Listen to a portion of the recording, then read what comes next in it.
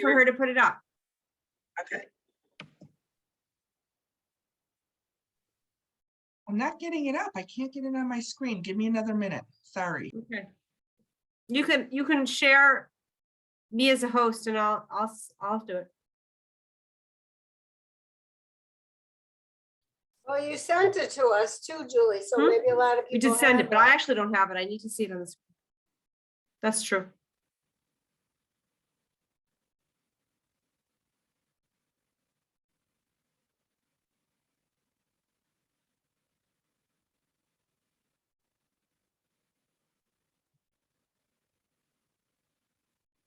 Oh, Julie, is it because you made David a host or something like that? That's why. Julie? Ugh.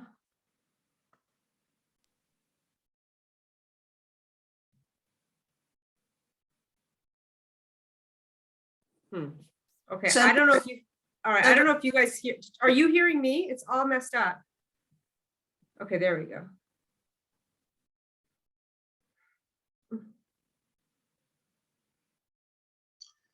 Okay, all right. I think I've gotten too old. I've hit my 50s, so I'm not able to read this. I'm having trouble getting a PDF open on my computer. That's the problem. Oh. Give me Well, another if you minute to try. enlarge this one, I'll be able to see it. Okay. That I don't think I can see. Let me see. I can get my glasses are downstairs. Okay, there we go. Okay. All right, everybody, let's get started. There's a few very, very famous verses in this particular Mishnah. It goes back to Hillel, which of course is toward the end of the Second Temple period. It was the beginning of the Mishnah. And, but I'm not sure why it goes from Hillel to Hillel's descendants and his students and then back to Hillel. That I don't totally understand. But he says some important, these are some very important and kind of beloved known maxims that we have today, and we say them a lot. That these are they've sort of like entered lexicon of like important things to understand. So Hillel Omer, al sifrosh min hatzibur, don't separate yourself from the community. Vial ta'amin be'atzmacha ad yom moscha, don't be sure of yourself until the day you die. Don't judge your fellow until you've stood in his place. Don't say anything that can't be understood immediately in the hope that it will eventually be understood.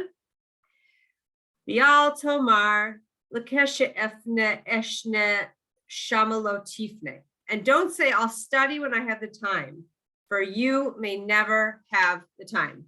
These are all really, really famous maxims, and we're going to start at the beginning. I'm not totally sure what the connection of all of these, maybe somebody in the class can figure it out. But I'm going to take one at a time. So the first thing that Hillel says is, Al sifrosh min hatzibur, al tifrosh min hatzibur. Don't be like a Lone Ranger. You know, there are people that get a thrill from being a part of something bigger. There are people who are who kind of get some energy from standing out and being separate. And while we're supposed to each understand that our talents and our unique attributes make us uniquely needed in the mosaic of the Jewish people, that nobody's the same, nobody has the same background, nobody has the same talents, nobody has the same form of intelligence. Everyone's coming at it at the Jewish people with pure uniqueness, because everybody's needed to fulfill the whole story of the Jewish people. But nevertheless, even though we're all created uniquely, we really want to try to be part of the community. So whatever community you're a part of, whether you're part of L'chaim Center, or whether you have a synagogue, that you're a part of, or L'chaim Center and the synagogue, or whatever it is, you want to be an important part of it. Being separate from it, being connected, like almost outside of it or against it, is something you really want to avoid, because it's something that I think, to a certain degree at least, is very, very lost in American Judaism, because America is so at the foundation of American philosophy is individualism and the rights of the individual.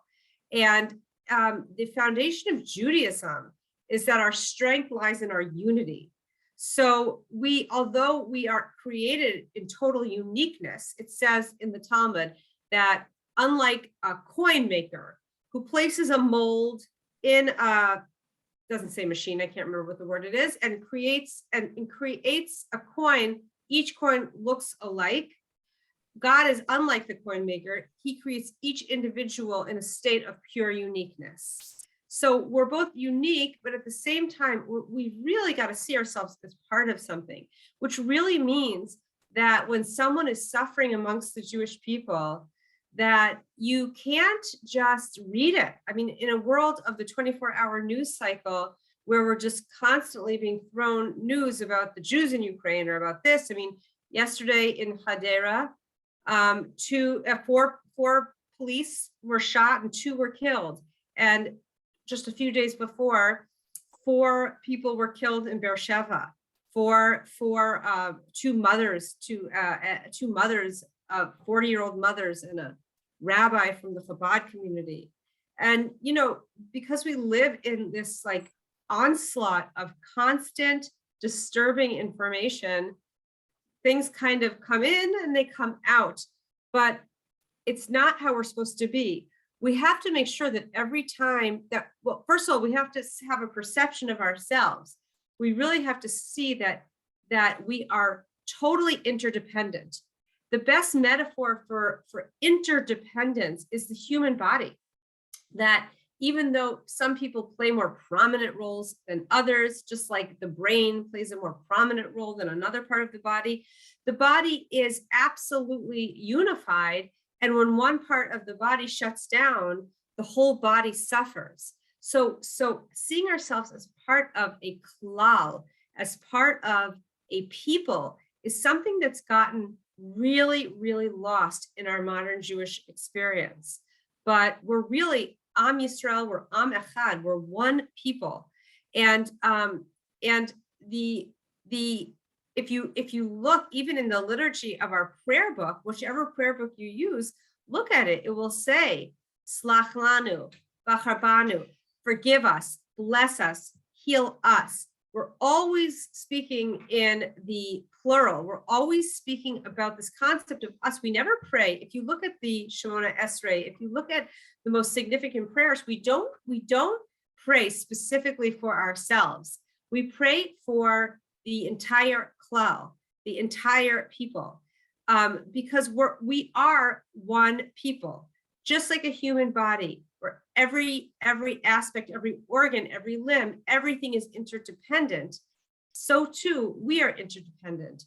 So we really have to see that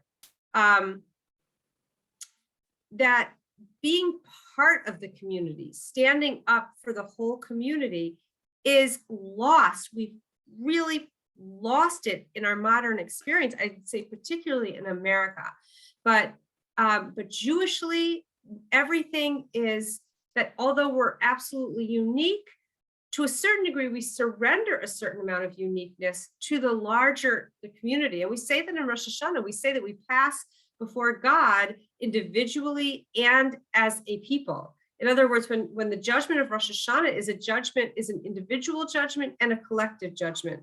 And that's what it means that I'm reading this phrase here, stressing our complete interdependence. We surrender personal identities and redefine ourselves as a part of a greater unified whole. In this way, we're no longer judged on an individual basis, but as one whole, which includes all of the redeeming virtues of all the individuals combined. It's also one of the reasons for a minyan is that you're combining the virtues and the attributes. So when it says lo sifrosh min hatzibur, don't separate yourself from the community. In our book here, Maimonides is quoted in Hilchot Tshuva and his work Hilchot Tshuva when he talks about Hillel's teaching as follows. Maimonides says, listen carefully, these are the words of Maimonides. One who separates himself from the life of the community, even if he did not commit any transgressions, is one who stays separate from the congregation of Israel and does not fulfill commandments among them and does not share in their sufferings nor fast on their fast days. He acts as though he were a member of one of the other nations, as though he were not an Israelite.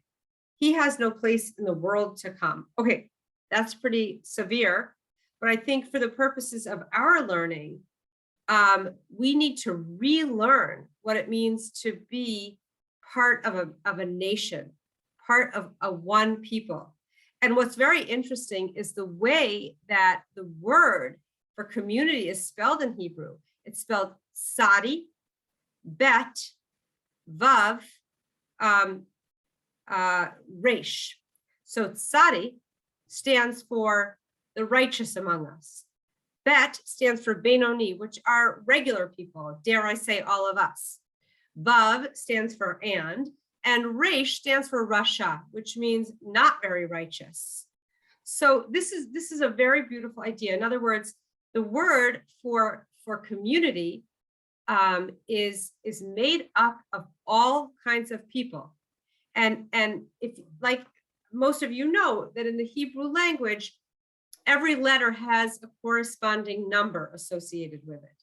So the numerical value of tzibur is 298. Every letter has a number. It shares, and often you can understand the essence of that word or how words have like a commonality between them by if they share the same gematria, if they share the same numerical value. And 298 is also the numerical value of the word rachamim, rachmanis, as your Baba used to say, rachmanis, rechem. The word rachamim, mercy, comes from the word rechem, which means womb. And what that really means, what is the combination between womb and community? When a baby in your womb has a problem, it's not the baby's problem. It's your problem. You and the baby are one. So the idea that sibur and rechem and rachamim have the same numerical value means on some level we've got to stop reading the news and sort of just, oh, two police officers shot in Hadera. Oh, that's so sad. And just move on. We're going to talk about what you can do, because obviously you can't do everything in every instance. I'm sure all of us are struggling on some level with how we're responding to what's going on in Ukraine. I'm guessing that a lot of us, myself included for sure, feel like I'm reading too much and not doing enough. So really, we can't do everything for everybody all the time, but what we have to do is care. We have to care. And we have one thing at our disposal that we can always do.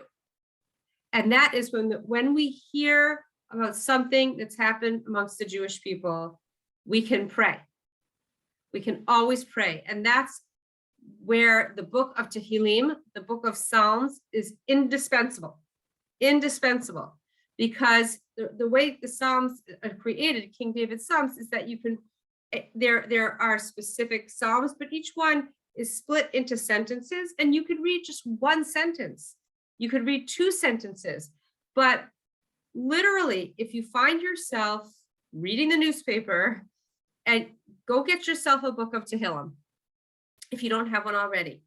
And every time you read about distress, especially within Klal Yisrael, because we are one people, there we are unified, and when one is sick, the other is sick. There is no separateness, which is why the word for the tzibur is the same word or has the connection with womb. There is no difference when a baby is struggling, God forbid, in your womb. It is it's your problem, because you are one, although you are in fact separate. So That's one meaning of Sadi, Bet, Vav, Resh, Sibur. The other important understanding of Lo Sifrosh Minhat Sibur, don't separate from the community. One of the reasons people separate from the community is because they become contemptuous. I'm sure this has happened to you or something like this. They become contemptuous maybe of the political, what's going on politically, or they find it boring, or they find it this or that. And separation comes with a little bit of contempt. What this is saying here is we are all righteous, we're all average, we're all not so righteous. The Vav, the and in the middle, is meant to connect the three to remind us that really we're all three. So lo sifrosh b'nat tzibur, don't separate yourself from other people with an attitude that they're somehow inferior, or you're no longer interested in them, or you'd be better off without them, because you are them. You are also all three. That whatever we see, and the Baal Shem Tov speaks about this quite a lot, the founder of the Hasidic movement, is this idea that especially our triggers, really, it's really our triggers, that the things that we struggle with the most in other people are really things in us that we can't tolerate within ourselves. Sometimes we see something in another person that they possess that we don't have. Maybe they're very outgoing or extroverted or kind or social or well-liked or whatever it is, and we're struggling with that in ourselves. And so they bug us. But what's really happening when we're triggered or they're bugging us is they possess something that we struggle with in our own lives, that we don't necessarily feel it's easy to acquire that quality. The Baal Shem Tov uses the idea of a mirror, that life is like a mirror. People are like a mirror. It's reflective. Whatever you put before it is what comes back to you. So whatever you see in your fellow is really something that you're struggling in with you. If you think your community is too shallow or this or that, ask yourself, what is it about this community that's making me separate from them? What is it in that person that is making me upset? Whatever it is, it's bringing up something in me that I either possess or I don't possess. But I think the kind of the truism here is that we are naturally a part of a bigger community. And if we're separating ourselves from it, then the work is ours. The question is, what's going on with me that I want to separate? It's incredibly important to be part of a community. It's super, super important to share the joys and share the pains with the community. I mean, from afar, David and I never stopped talking about Eve's challah hugs. The idea of building community through caring about people and caring about what they're going through. And if you don't share in the pain, you won't share in the joy. So we are exposed to endless news, the endless news cycle, social media. We're constantly being exposed to disturbing things. But when the Gemara, when it says in Tainus, it says, when the community is suffering, one may not say, I'll go to my house and eat and drink and I will be fine. Now, does that mean that you can't live and be normal with all the suffering in the world? No. But what it does mean is every time you see that someone's suffering, while sometimes you can help, sometimes you can give money, sometimes you can give time, sometimes you can give a prayer, and sometimes you can give a care. But watch yourself. And I mean, I don't think they could have ever foreseen what we live with today, which is just like constant. But watch yourself if you're just looking, sighing and moving on, which I do way too much. But that's why I really encourage everybody to get a book of Psalms. It might be in your, if some of you might have it already, but when you have a book of Psalms on your coffee table and you just, it doesn't matter where you're reading from. You get a book of Psalms with Hebrew on one side, English on the other. Open it up. And when you read the newspaper and you read that, hundreds of people were bombed in Mariupol, or all people, or the Jewish people, or whatever it is, you read that two police were killed in Hadera yesterday. Give yourself a moment to feel that something in the body, in your body, something in you is in pain, and therefore you are in pain because you are one with these people. And allow yourself to say a verse from Psalms. It will change your life if you just keep a book of Psalms on your table, on your couch if you're reading, or by your bed, or whatever it is. It means I am not separate from my community. Your pain is my pain, your joy is my joy, and if you are suffering, I may not say, in the words of the Talmud, I will go to my house, eat and drink, and I'll be fine. So that's Hillel's first maxim. Allie, Yeah. I have two questions.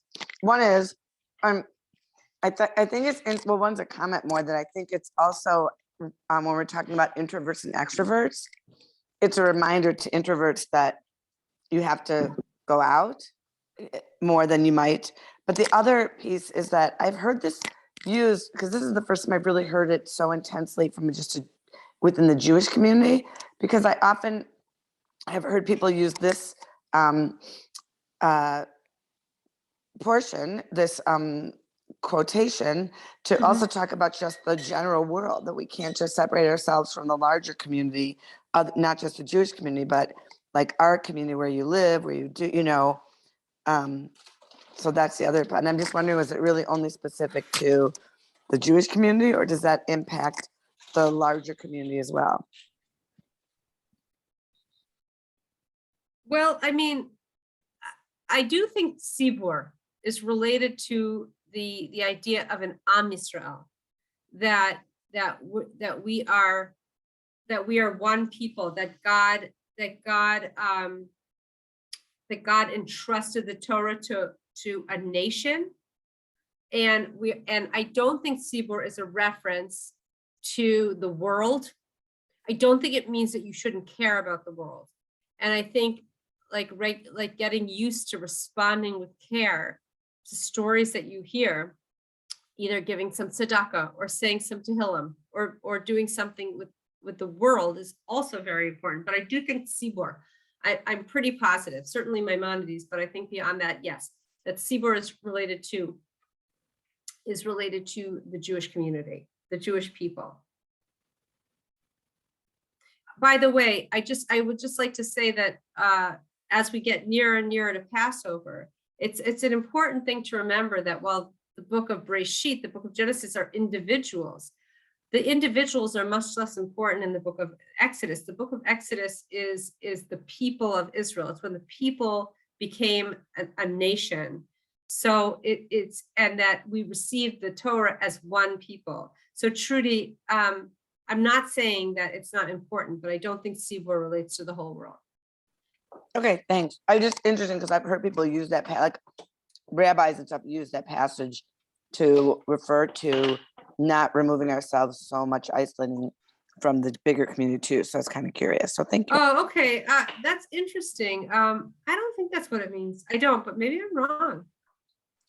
In other words, you've heard it said, like, don't be so hermetically sealed in your own little Jewish ghetto that you're not aware of what's going on in the outside world.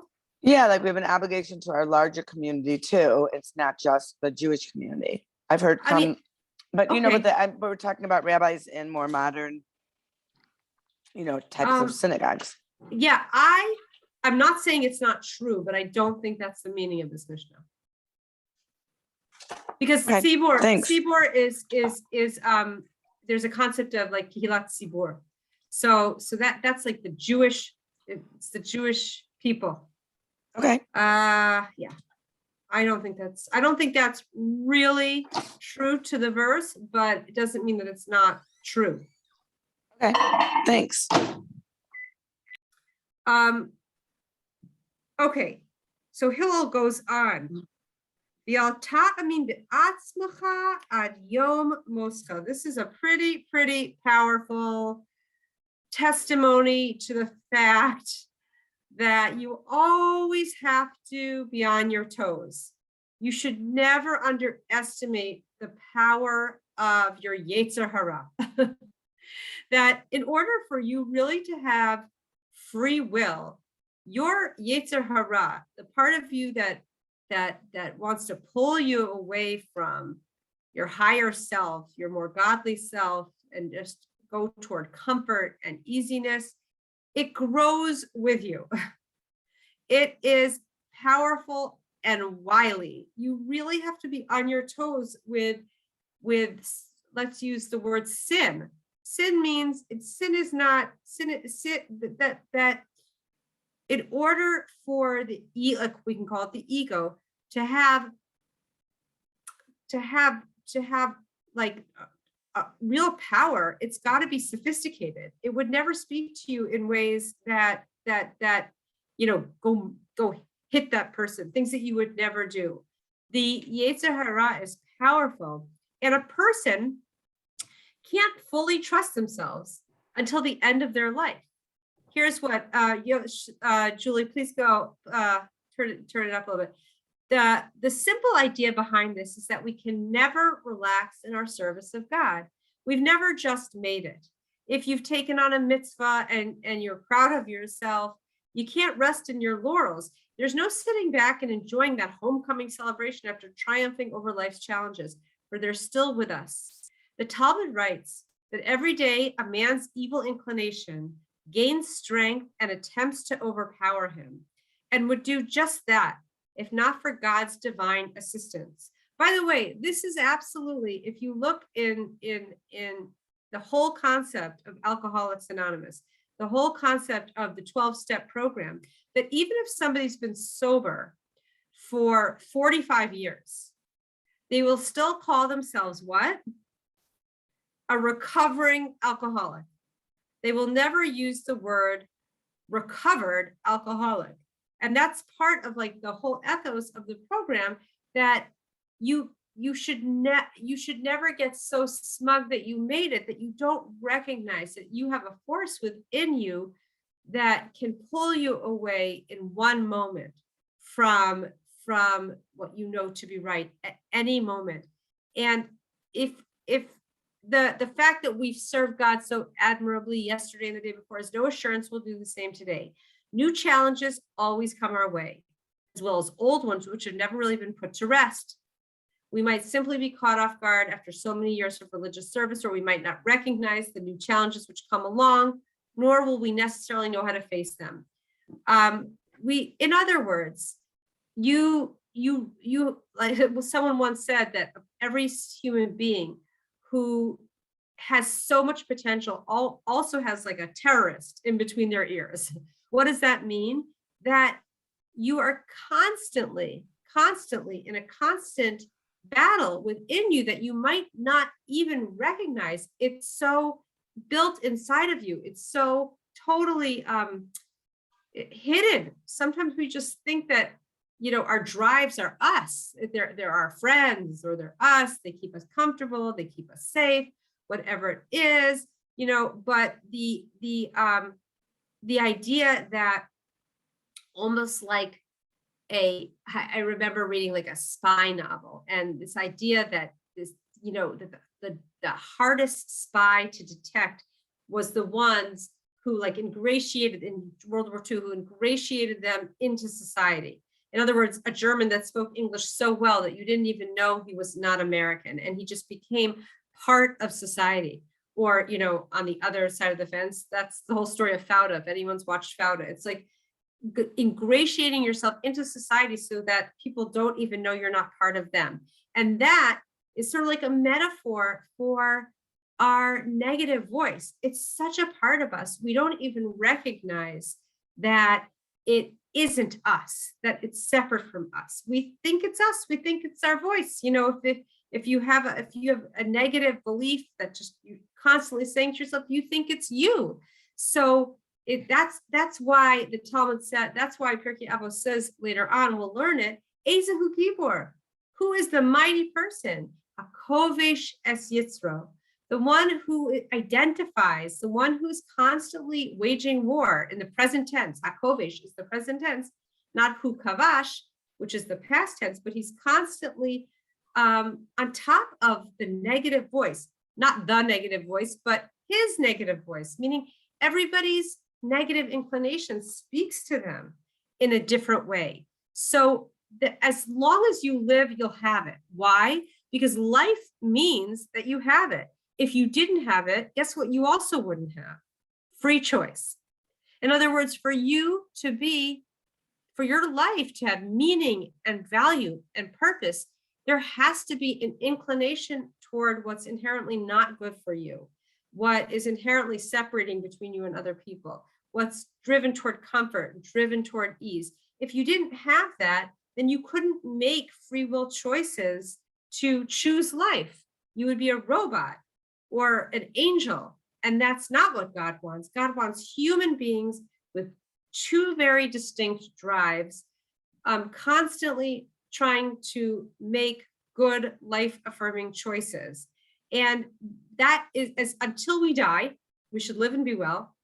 But the only thing that takes away that free choice is death itself, because it's the purpose of our life that we should choose life. And just in case you think that the great people don't have a Yetzer Hara, it's actually the opposite. The Talmud says the greater the person, the greater the Yetzer Hara. Why? Because if a person's truly great, truly giving, truly kind, truly steeped in Torah, truly refined, if a person is on that high a level and they have a very unsophisticated Yetzer Hara, then guess what they don't have? Free choice.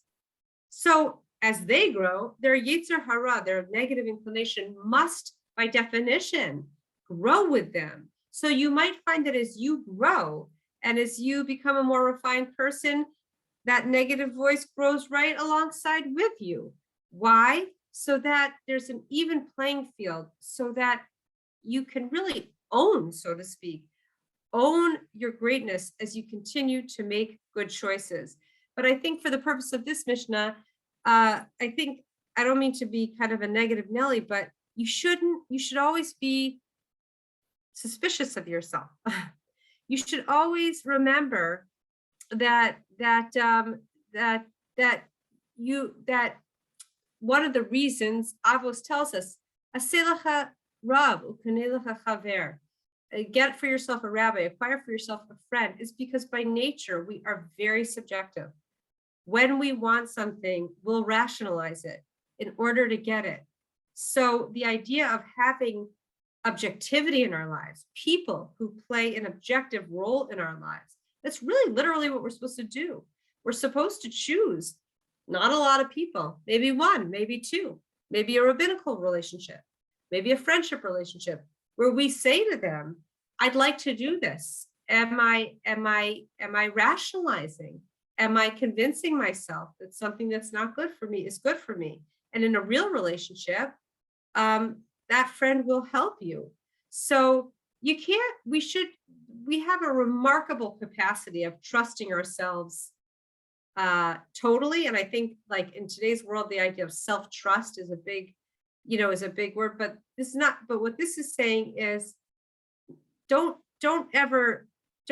rest on your laurels. Never underestimate that there is a force inside of you that will always try to pull you toward comfort, toward safety, toward stuckness, toward smallness, not just toward sin, but toward playing small, playing safe. The ego is always trying to keep you safe, always trying to keep you safe. So even though it feels good at that moment, the ego gets you to procrastinate, for example, but what it's getting you to do in the name of keeping you safe is actually making you feel very unsafe as you don't try and you don't move ahead in your life. So The ego will always tell you that you want something that's not truly good for you. And so we always have to have a measure of skepticism about our voice. Where's it coming from? What's going on with me? Don't trust yourself until the day you die. There's no such thing as an old person who's a nice granny who like has no Yetzer Hara. No, not till the day we die. Julie, keep going because I want to make sure I get through the Mishnah before we open it up. Okay. And now we have something, every single one of these maxims is super important and so foundational.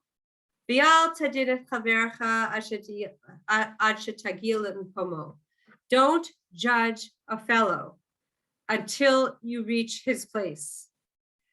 Can we ever be in someone else's position? Can we ever entirely reach a person's place? Why are we so quick to judge?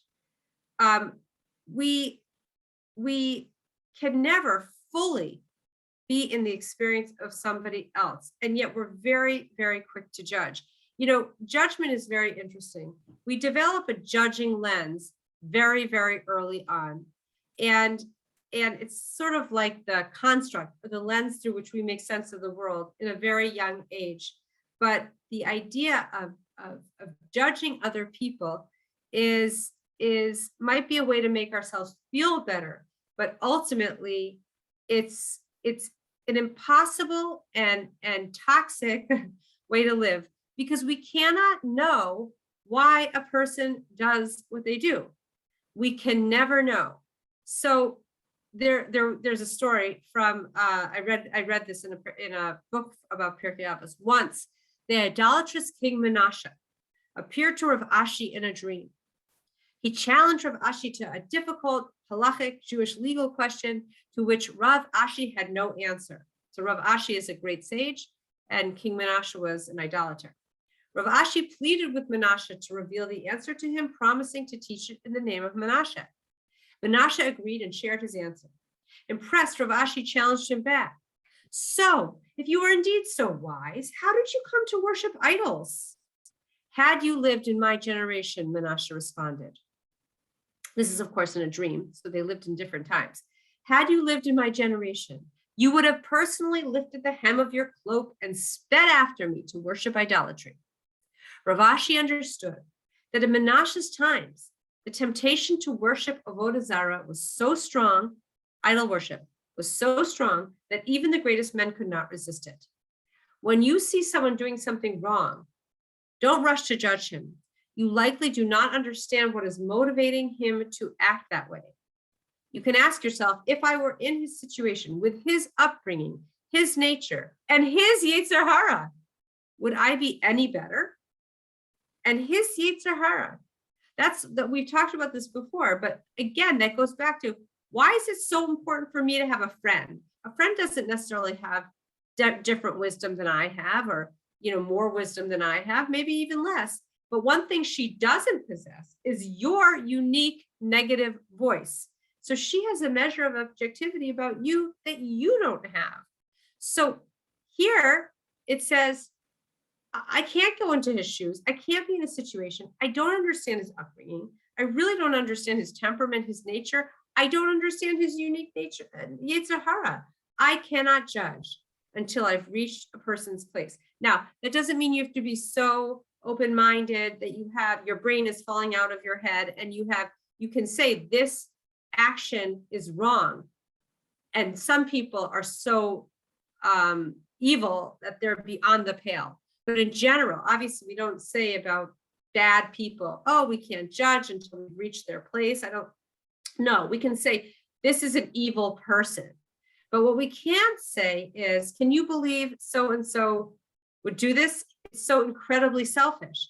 That we can't do, because we really, by the nature of being another person, we cannot be in their experience, and therefore we cannot judge. Okay, I'm moving on because then I want to open it up to the group. And do not say, the Altomar, L'keshe efne eshna, okay, I've seen this a lot. We've experienced this a lot, especially in the Chaim Center when we kind of had two age groups. Well, we have two age groups. We have the momentum, the JWRP age group, and we have, you know, the a little bit older age group, right? So when you're talking to people in the younger age group, they'll invariably, I'll say invariably, they'll say to you, when I have the time, I'll learn. When I have the time, oh my gosh, I would totally come, but I don't have the time. When I have the time, I want to start thinking about doing Shabbat. When I have the time, Rabbi, I'll learn Torah. So when will I ever have the time? Do not say, a person should not say, and really this should be talked to people in their 20s and 30s and 40s. Please don't say, when I am free, I will learn, for perhaps you will never be free. This is one of my favorite laments from the Rebbe of Pesach. Where is the ultimate child? I have seen a man work his life away in the accumulation of wealth. And when I've asked him why he continues to work after making more than he could ever spend, he replies, it's not for me, Rebbe, but it's for the future of my child. I have to say that I've heard this a lot. What's behind working so hard? It's for my family, even though it might be beyond what the family wants or needs. It's for my family. And the Rebbe goes on, then the man's child grows up and becomes a man. And he too labors in the accumulation of wealth, also proclaiming that he toils for his child. Where is that ultimate child? When will he come to benefit from all the generations who have worked their lives away for his benefit? Is he not merely an illusion, a fictional future that distracts one generation after another from living in the very real present? Where is that ultimate child? If I'm doing something for a child, then that child will one day grow up and do it for his child, who will one day grow up and do it for his child. When do you do the right thing now? So I'd like to hold on one second. Okay, I'd like to open it up, but I didn't spend the time to think about what might be the common thread. I'll read them in English, and then I'd like to open it up for any comments, but also if Hillel says these in one parak, then there is a common thread between them. Don't see yourself as separate from the community. Recognize that the community is like a rechem, is like a womb. What the baby experiences in the womb is your problem. Get used to caring and responding in some proactive way every time you see pain, or for that matter, every time you see joy. You know, I'm not a social media person, but I know that a lot of people, David's like this, I think a lot of you are like this. If you see it's someone's birthday, you wish them a happy birthday on Facebook. It's a very, very nice thing to do. And people write all the time. I was so touched by my birthday wishes. I don't personally do this, but there is an idea of, if you're experiencing joy, then if I separate myself and don't experience any joy from what you just experienced, the onus is on me. It does not, it says lo sifrosh min hatzibur. It's a command. Lo sifrosh, al tifrosh. Al tifrosh is a command to you and to me. Do not separate yourself. Do not say, this is happening and I'll go home and eat and drink and sleep and I'll be fine, says the Talmud. There has to be some reaction, which is why I really, really think even if you put a tzedakah box and a book of Psalms in your living room or in your den or wherever you tend to be, even if you get used to, if you read something, if you have a bowl of coins and you put some coins in a pushkar or whatever it is, and you say, like, this is in the merit of a recovery for the policeman who is shot and in the hospital, what a powerful thing to do. So don't separate yourself from the community. Don't be so sure of yourself until the day you die. Again, I think personally, I'm seeing a humility theme in here. Don't judge your fellow until you've stood in his place. Oh, I skipped one, sorry.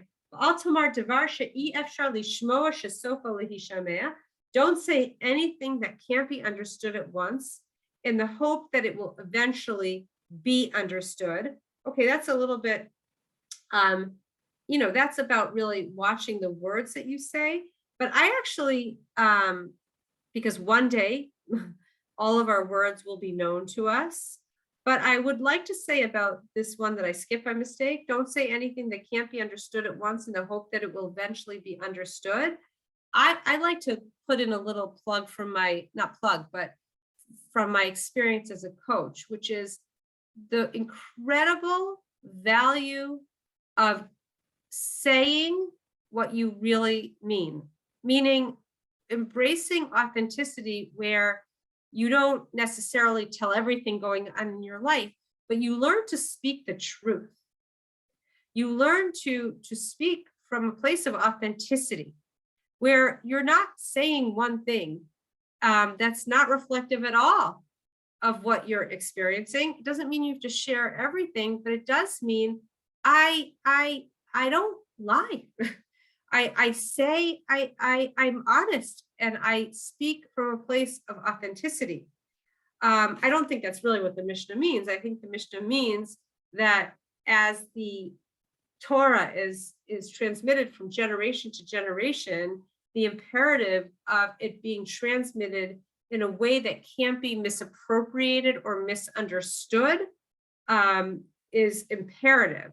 Because don't forget that at this time of history, this is when the not written, but the oral Torah was written down and it was codified in written form. But until then, it had existed in an oral transmission. So the imperative of speaking clearly, of saying something that doesn't lend itself to misinterpretation was extremely important. But on a psychological, social level, I think it also is speaking about like, what would it look like to actually share from a place of honesty when you speak, that you're authentic with what's really happening in your life and who you are.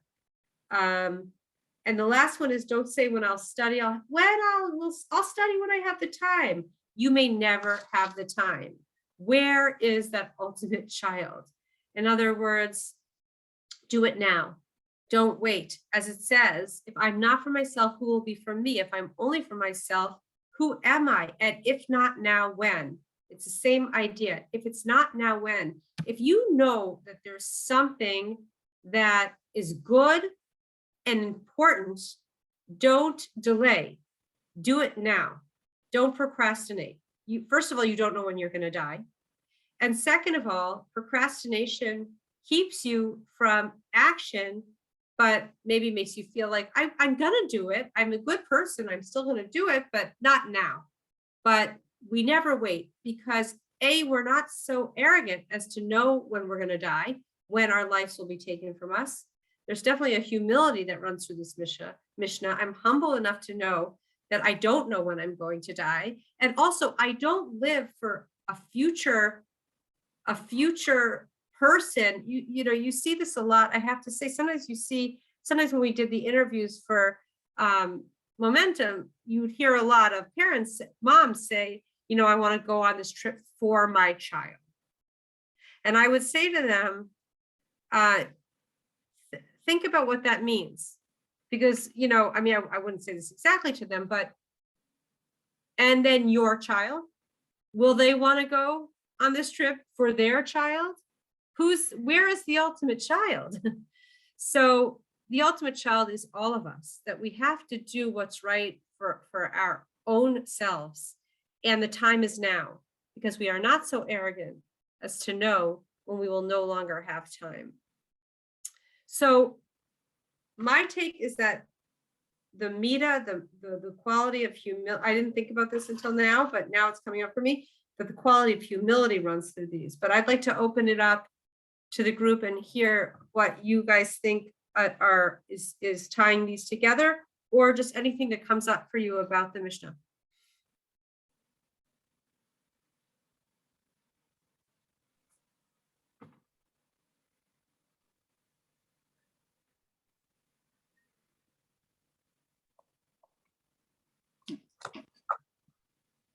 I think Susie, are you saying? Hi, Susie. Yeah. I was just going to say, when we were talking about earlier in the class, when we were talking about community, and I think on a spiritual level, I have learned that the Jewish people, Am Yisrael, was created with one big neshama, and that it was divided into the 600,000 souls, original souls of the Jewish people. So if in fact our neshamas came from the same place, or actually were one, then that would be the foundational level of not separating yourself from your community, because you Yeah. are one. And you're only hurting yourself if you separate. Right. You're absolutely right, Susie, but like, nice in theory, but what about practice? Practice, you don't necessarily like everybody. You don't necessarily agree with everybody. So how can you, Susie's right, there's a Kabbalistic, spiritual, one big neshama, and then we were distilled into parts. But practically speaking, how can we overcome a level of like for some, dislike for others, and know that there's something deeper than just our, what works for us, what doesn't work for us? Well, How but can we have a loyalty? that's the challenge that Hashem gives us, in terms of it's just an extension of Yetzer Hara and Yetzer Hatov. We have to work hard to look deeper into people, and to try to really get to know them, and not to value them just on a superficial level, but to really, really try to evaluate who they are, who they really are. And I don't know, it's not easy. I'm not saying I know how to do this, or I do this all the time. I'm just saying that I think that that's what we're supposed to be doing. Yep. Beautiful. Hi, Donna. Hi, Ellie. Hi, everybody. So good to see you. I was just thinking, well, first of all, I've learned a lot. I learned a lot today. You said a lot today to take in, and I've learned some of this before, and I think some of it comes from where you move through life with, compassion and empathy, and understand, not just judging right away, like you're saying, and having some respect for, another human being, I think. And that's just part of how I look at, I've done a lot of volunteerism. I've worked with a lot of women. I'm a nurse, so I worked with a lot of women, a lot of different people through the years, and in schools and all kinds of things. And I think it just starts with, like you said, seeing where this person's coming from. And yes, there are times when I struggle, and I'm maybe a little critical or judgmental around the edges, but not coming from a superior place, but just maybe a different point of view. But it's constant, though. It's constantly, you have to work on it. And very interesting. Yeah. I mean, you went through a lot, Donna, if I can say that. And I'm sure people didn't always handle everything. It's not, I hear what you're saying, and it's appreciated. And just through life. I mean, yes. Yeah, thanks. You're the best. I think when talking about the sense of community, the oneness, I don't think it boils down to like or empathy, really. I don't know what it is. I think it's deeper than that. I mean, it is certainly familiarity. I mean, I had a little bit of an experience over the weekend when I ended up talking briefly to a couple of people who I know, but not that well. I know they're Jewish. They know that I'm Jewish. They reminded me of all the things that I don't like and some of the people I know, but still they felt like family. In spite of the dislike, there was the familiarity. Okay, so you're saying it's got to go deeper than like. Absolutely. Mhm. Or we're in big trouble. Right. Well, my husband has a not so funny joke, but there's a concept of Ahavat Yisrael, of love of the Jewish people. So he says, I love the Jewish people. I love the Jewish people. I don't always like them so much, but I love them. Right. So Well, yeah. but it's deeper than like. Well, I mean, and it's, I mean, one of the things we say, I mean, it's easy to love, mankind, but it's hard to love and get along with your neighbor. Yeah. I mean, could it be that it's not always an emotion, but that it's also a behavior? Is that, I mean, a little bit connected to what Susie was saying, that it's also acting in unifying ways, even if we don't have that like. And that's why I can't say enough. It's one of the most wonderful things to do. A pushka and a book of Psalms. Because you may never say, this happened, but I'll eat and I'll drink and I'll sleep and I'll go home and I'll be fine. There has to be some indentation, some penetration, because we are one soul, we are one body, we are one people. When part of the body is sick, the body is sick. Well, I mean, it's that old expression. I think that blood is deeper than, what is it? Blood is deeper than water. Is that what they say? What are they? Blood is thicker than water. I mean, there is some kind of inexplicable family connection. I mean, you don't always like your relatives, right? But they're still your family. Yeah. Right. Right. Linda, were you going to say something? Yeah, I have a thought. Sometimes I wonder, when I catch myself judging others, I think, what's going on inside of me? Do I sense a conflict of values? Do I sense differences? And then I really truly try to be open and explore it myself, and think that, well, maybe there are other points of views or different ways of looking at things, and trying to open up my own mind to be more receptive to how other people look through the world, the lenses that they choose. And then just along the side, like what Stephen was bringing up, blood being thicker than water, there's already there exists a level of acceptance. And from there, it's that curiosity is already explored. Okay, I'm going to accept people are the same as me in this one respect, and therefore I can sit with their differences more easily. Mm-hmm. Mm-hmm. Right. Beautiful.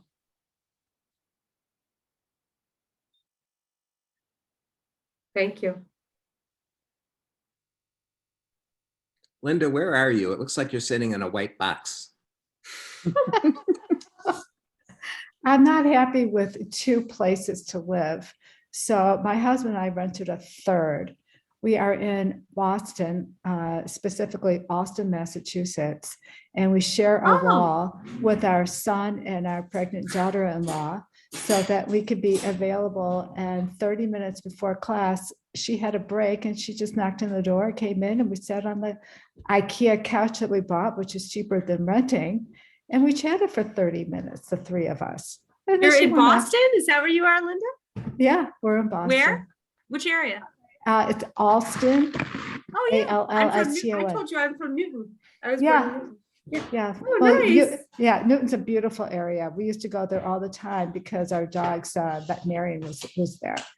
Oh, what street are you on? We're on Western Avenue. Yeah, that's so So we're nice. very close. We're very close to the business school, to the innovation lab, the media lab. Yeah. Cool. That's fun. That's Yeah, it is. wonderful. Yeah. Okay, guys, I've got to go because I told my mom I'd call her at 9:05 my time. But thank you for the great Thanks, insight. Ally. Mwah. Judge everybody Thank you favorably. all. Thank you, Ally. Thank you, Thank you. Ally. Bye. Nice Bye, class. everybody. Hi, everybody. Say hi to your mom. Have a I good week. will.